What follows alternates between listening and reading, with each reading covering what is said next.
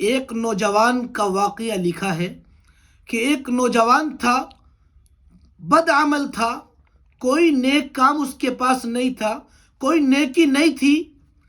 جب اس کا انتقال ہونے لگا تو اس نے وصیت کی، کہا کہ جب میرا انتقال ہو جائے اور مجھے غسل دیا جائے، غسل دینے کے بعد میری داڑھی پر آٹا مل دینا۔ چنانچہ ایسا ہی کیا گیا کہ جب اس کا انتقال ہوا، غسل کے بعد اس کی داڑھی پر آٹا مل دیا گیا۔ کسی نے اس کے انتقال کے کچھ دن کے بعد خواب میں دیکھا کہ کیا ہوا، کیسے حالات رہے۔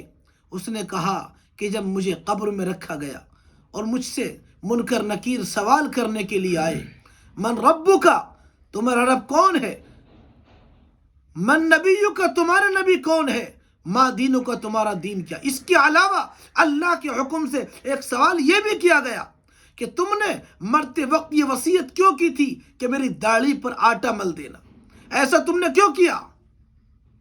وہ نوجوان گھبرایا، کہنے لگا کہ یہ میں نے اس لیے کیا کہ میں نے علماء سے سن رکھا تھا، ان اللہ یستحیی من ذی الشیبۃ المسلم، کہ بوڑھے مسلمان سے اللہ تعالی حیا کرتے ہیں، اللہ کو شرم آتی ہے۔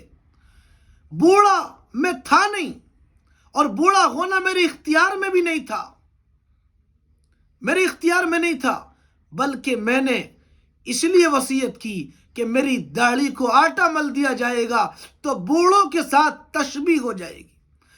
میں بوڑھا حقیقتاً تو نہیں، لیکن بوڑھا جیسا لگوں گا، اور یہ میرے اختیار میں تھا، اس لیے میں نے یہ کام کیا۔